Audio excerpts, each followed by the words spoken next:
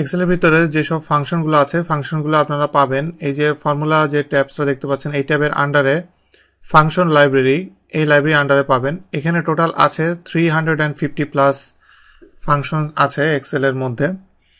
তো এখানে এই যে ফাংশনগুলো দেখতে পাচ্ছেন এগুলো পুরো ক্যাটাগরি ওয়াইজ ভাগ করা। এখানে টোটাল ক্যাটাগরি ওয়াইজ ফাংশন হলো 14টা ক্যাটাগরি টোটাল।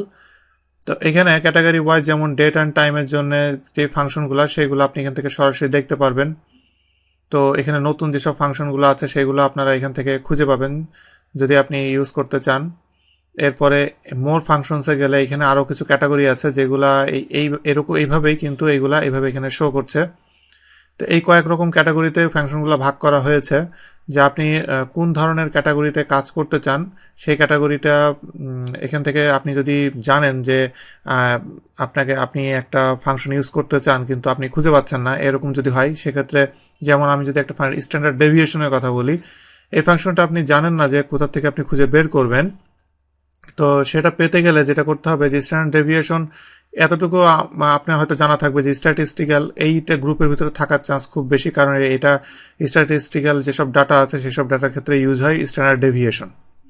এখন আমি যদি স্ট্যান্ডার্ড ডেভিয়েশন খুঁজতে যাই আমি চিন্তা করবো এটা অবশ্যই এস এর ভিতরে থাকার চান্স বেশি। আমি এস এর ভিতরে যদি যাই তাহলে দেখেন যে এখানে স্ট্যান্ডার্ড ডেভিয়েশন, এখানে কয়েক রকমের স্ট্যান্ডার্ড ডেভিয়েশনের ফাংশন আছে। তো এইভাবে আপনি খুঁজে পেতে পারেন। আর যদি আপনি একদমই খুঁজে না পান সেক্ষেত্রে এখানে যে ফাংশন এফ এন যেটা ইনসার্ট ফাংশন দেখাচ্ছে এটা যদি সিলেক্ট করি তাহলে ইনসার্ট ফাংশনের একটা উইন্ডো ওপেন হবে। এখানে আপনি ওই জায়গার মধ্যে ক্যাটাগরি ওয়াইজ দেওয়া আছে, আমি অলে সিলেক্ট করব, করে এখান থেকে আমি যে ফাংশনটা খুঁজে পেতে চাই সেই ফাংশনটা আমি এখান থেকে দিব।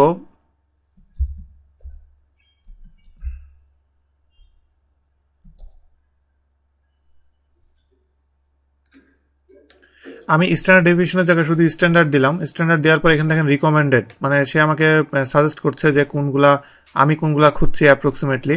তো সে যেটা দিয়েছে এর ভিতরে আমি যেগুলো খুঁজছি সেগুলো প্রথমেই আছে এবং এটার নিচে একটা ডেসক্রিপশন আছে, যে ডেসক্রিপশন দেখে আপনি অ্যাকচুয়ালি বুঝতে পারবেন যে আপনি আসলে কি চান।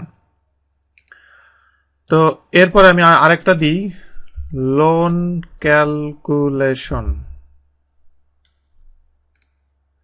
লোন ক্যালকুলেশন দেওয়ার পরে আমি লোন ক্যালকুলেশন করতে চাইলে আমি দেখব কোনটা আমার জন্য বেস্ট স্যুট করে।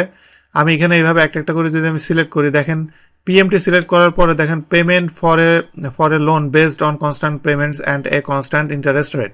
তো এখানে আমি যেটা চাচ্ছিলাম সেটা এইটা।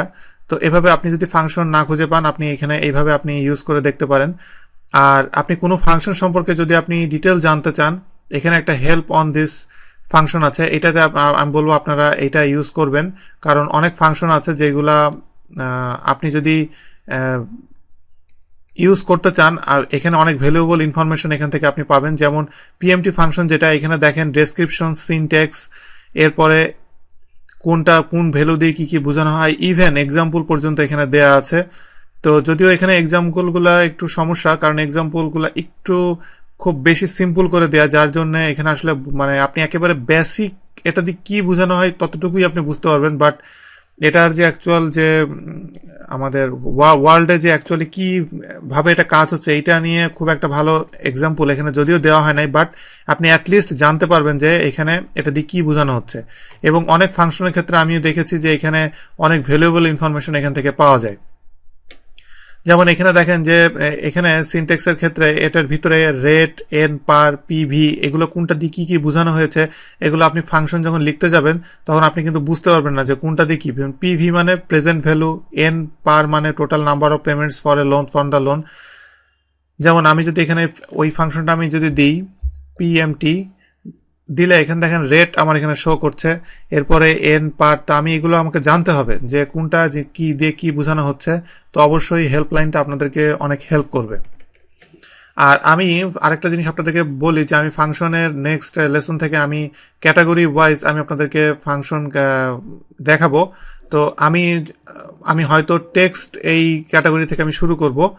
তো এখানে যেমন আমি সাপোজ এখানে টেক্সট ক্যাটাগরি আমি কিছু ফাংশন আমি আপনাকে দেখানোর সময় এমন হতে পারে যে টেক্সটে দেখার একটা ফাংশন আছে যেই ফাংশনটা আমি দেখানোর সময় আমার আদার আরো কিছু ওই ফাংশনটা দেখা, ওই ফাংশনটা নিয়ে কাজ করতে যে আদার্স অন্য কিছু ফাংশন আমাকে ইউজ করা লাগছে, কিন্তু সেগুলো আপনি অলরেডি জানেন না। যদি এরকম হয় তাহলে সেই ক্ষেত্রে আপনি একটা কাজ করতে পারেন, ওই ভিডিওটা আপনি জাস্ট পজ করে রাখতে পারেন। যেমন এমন যদি হয় যে টেক্সটের ভিতরে আমি এক্স্যাক্ট যে ফাংশন এটা আমি কাজ করব, এটা কাজ করতে যে লজিকের ভিতরে যে ইফ আছে সেটা আমি ইউজ করছি, তাহলে সেক্ষেত্রে আপনি যেটা করবেন এক্স্যাক্ট যে ফাংশনটা, এই ভিডিওটা আপনি পজ করে রেখে দিতে পারেন, মানে আপনি এটা জাস্ট পরে দেখবেন, ওটা মার্ক করে রাখবেন।